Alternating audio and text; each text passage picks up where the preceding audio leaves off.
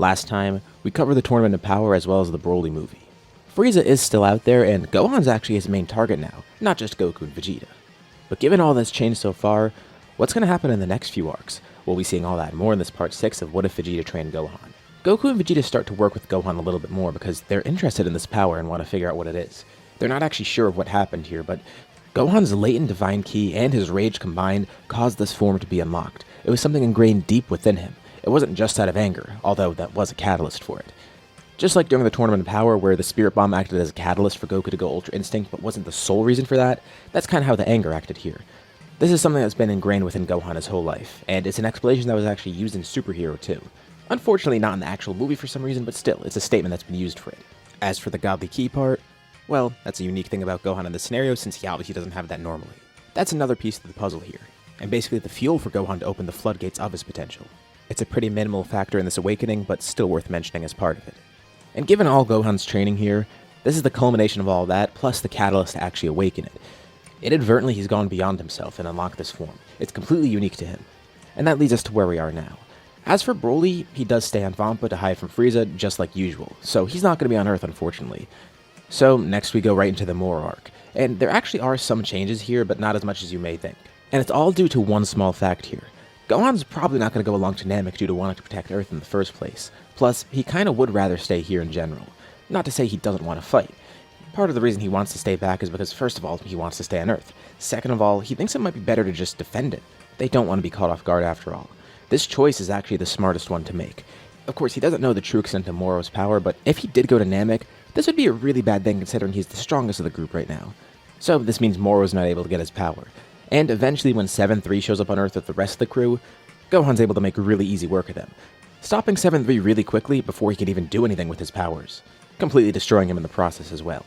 Everything on Namek goes relatively normal, except Moro might be marginally stronger due to Goku and Vegeta having more energy, but Gohan staying back is a huge help, and when they eventually hear what happened on Earth, Gohan is really glad that he stayed back, especially because they already defended Earth against the crew that came here. And they realize Moro is probably going to come here eventually too, especially because once Moro sees what's happening on Earth, he thinks it would be good to come here in 2 months. Now, some of the crew escapes, but 7-3 is so hell-bent on killing them that he actually dies in the process. Which, again, is a really good thing. But knowing that Moro is eventually going to come here with more of his crew, Gohan thinks it's best they prepare. He is with Piccolo at the moment, and he thinks that it might be good for him to be one of the leaders here. And not like the Tournament of Power where he was a leader and everyone just did their own thing. No, he actually wants to make a change here. He thinks he could help everyone fight against them. Of course, he'll need Piccolo's help too, but he's going to take some initiative here, especially because he stayed back in the first place, which partially he feels guilty for, but at the same time, he realizes it was a better choice. Now, they just need to plan ahead for whatever comes next. A few months pass, and eventually Moro does come to Earth with his crew, first sending the crew out. Gohan and Piccolo have helped train all the others around them. Because of this, they're able to fend off against Moro's crew pretty well, especially with the fact that Gohan's here in general. That's their strongest fighter at the moment. Moro's crew is wiped out relatively easily. Really, the only problem would be Sagenbo once he's actually filled with Moro's energy. But even then, that's still not going to be enough, and Gohan actually defeats him alone. And this is looking really good so far. First of all, the fights weren't really too tough, and second of all, Gohan's really glad that he got to fight alongside Piccolo again. And Piccolo's impressed to see Gohan's strength in person, in an actual battle alongside him. It's great. But of course, with Moro's crew defeated, Moro himself steps on the planet. Now, this is where the issue arises. They know of Moro's ability by now, and that's kind of a problem, especially with Gohan being the strongest person here. The thing is, Gohan could just kill Moro in one shot here and have it done with that quickly, but that is kinda risky, and he doesn't know if that would work.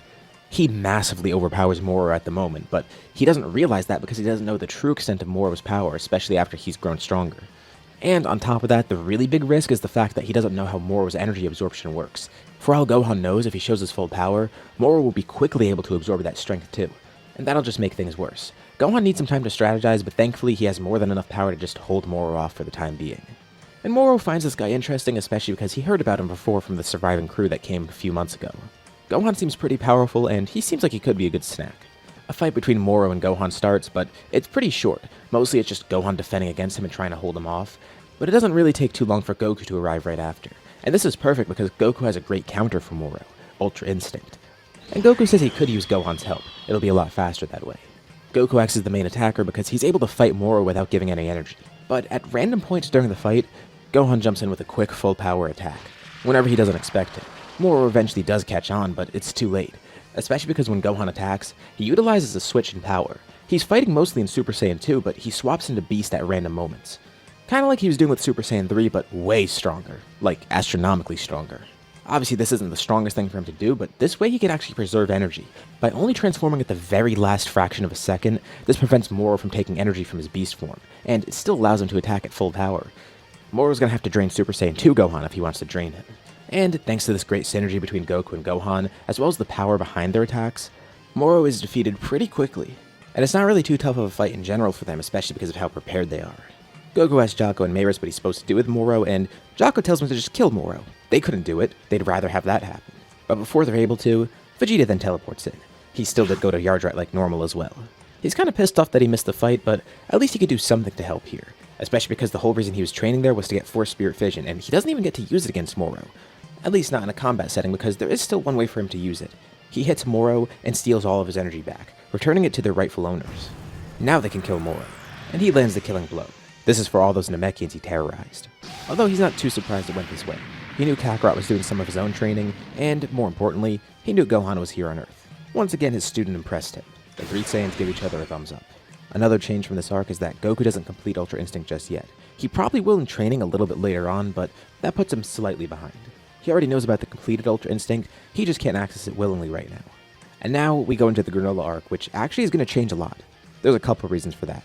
So as we mentioned not too long ago, 7-3 was destroyed completely. This doesn't just affect the Moro arc, this will completely change this arc too. The whole reason Granola went to get 7-3 in the first place was because of the intel he had. And with no 7-3, that means no intel, which means the Heaters aren't going to get Zuno's location, nor will they get all the data on Moro's fight. Also meaning they won't know about Goku and Vegeta. However, one thing that does stay the same here is that Granola eventually finds out that Frieza's back, which angers him to no end and causes him to make the same wish that he did normally. Although there's something strange with the wish, and Taranbo gives him a condition. He can give Granola more power, but there's kind of an issue. Well, first of all, if he wants to be the strongest in the universe, Granola's life will have to be compressed a lot. And second of all, Taranbo doesn't think he has enough life to compress to do that. And this kind of discourages Granola because that means there's someone so strong out there that Granola won't be able to ever surpass him. Even with this wish. Compress his life, do whatever it takes, as long as he's strong enough to defeat Frieza. Also, this is kind of an issue for Taranbo too because Frieza's not in this realm at the moment, so he doesn't know what Frieza's power is. So instead Granola makes a much more specific wish. Compress his life as much as possible. Give him all the potential he'll have, minus 3 years of his life. Those 3 years should give him enough time to track down Frieza and possibly even grow stronger without the wish, but at the same time he still gets the power that he needs. For now, he just needs this as a jump start. So he doesn't know who the strongest in the universe is, but apparently according to Taranbo, it seems like it wasn't Frieza, so maybe this power will be enough to defeat him. But Granola is a bit worried because Taranbo doesn't know Frieza's power as of now. Without him being in the same realm, Taranbo couldn't accurately gauge Frieza's power and give that info to Granola, so Granola thinks he's up to something he might be way stronger than they ever expected. So he's gonna go to the Heaters for his location. Just like normal, the Heaters don't budge. But Granola doesn't defeat them just yet. Although the Heaters think they might be able to work with Granola because he actually has the power to kill Frieza now. But again, just like normal, they're worried that he'll just take Frieza's spot after killing him. Plus, they don't have any idea of how to stop Granola right now, especially because they don't know about the Saiyans. Him fighting Frieza at least could be good, but still, what are they supposed to do here? They try and go get the Dragon Balls for themselves, at a point where they think Granola's off the planet.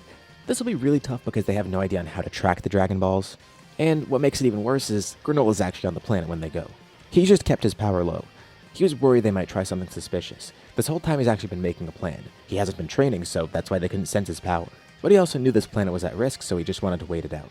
Of course, the Heaters get mad because they sent him on a mission and he just disobeyed them. But he doesn't need to obey them anymore. And especially if they don't have any info on Frieza, they're useless to him too. And now that he knows they're trying to use the Dragon Balls for themselves, that makes them a threat. Very easily, Granola's able to kill all of them.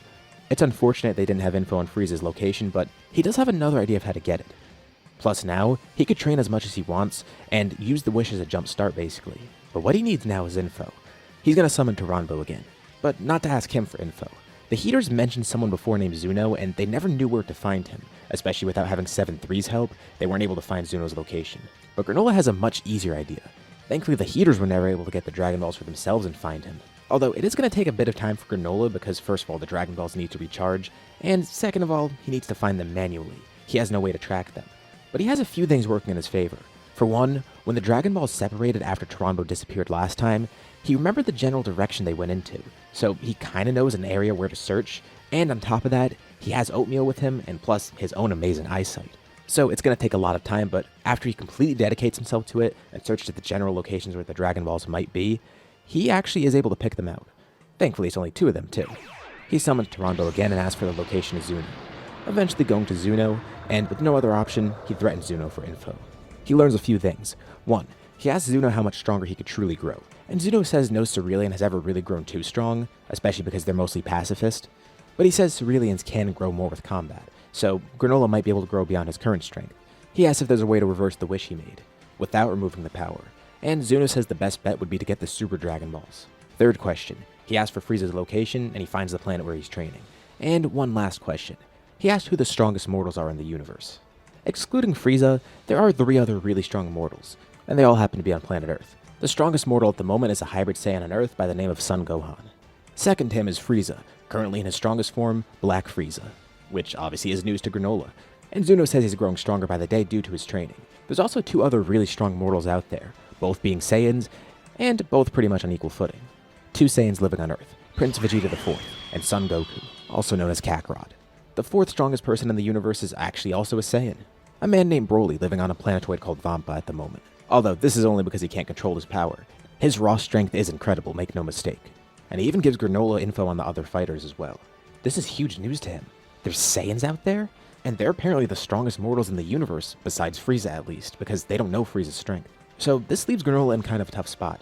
Should he go fight Frieza right now? Because if he does, he might be able to win, but at the same time, he might lose because they don't know what Frieza's true power's like. What if Frieza's stronger than him at the moment? Frieza is training right now in another realm, and little does Granola know, he actually is stronger at the moment and is only getting stronger with each passing day, because he's on that planet where time flows differently. But Granola also doesn't know if he could attack the Saiyans either, because apparently that one hybrid Saiyan on Earth is stronger than him too. But now he actually knows how he can get stronger thanks to Zuno, and he fears the only way he could win here is if he gets the Super Dragon Balls for a wish, because he needs time to train. Toronbo's already drawn out all the power he can, and Granola's sure that if he asks for another wish to try and reverse that, well, he'll lose the power too, so there's no point. And it's not like another dragon would be powerful enough to do that either, besides Super Shenron. If he summons any sort of dragon, they'll just reverse the wish completely and he'll lose his power. He either has to live with that condition, or find the Super Dragon Balls to get rid of it. But he gets another idea. He learns that there's some places where time flows differently. This is Frieza's last and current location. But there are other planets like this. Granola now has an idea. What he needs right now is time, and he actually has the perfect idea of how to get that time. He's been asking Zuno the wrong questions. He clarifies what he meant, and he figures out something interesting. He doesn't need the Super Dragon Balls to get what he wants. He actually has a much better way now. Looks like he's gonna have to make another wish. Goku and Vegeta train away on Beerus' planet, with Goku working on Ultra Instinct, and Vegeta now working with something brand new, Ultra Ego. Gohan's on Earth. Still keeping up with his training, but more so, just enjoying the peace. Frieza's training away in that realm that he's at, working on his new black form. And now, Granola's planning to take all of them down. With that, we leave off here now. What do you guys think about this part? What's going to happen next time in the finale? Leave your thoughts in the comments below. I'd love to see what you guys think. As usual, be sure to drop a like and subscribe if you haven't already. It really does help with the channel and shows me you want to see more like this. Anyways, thank you all for watching, and I'll see you all in my next video.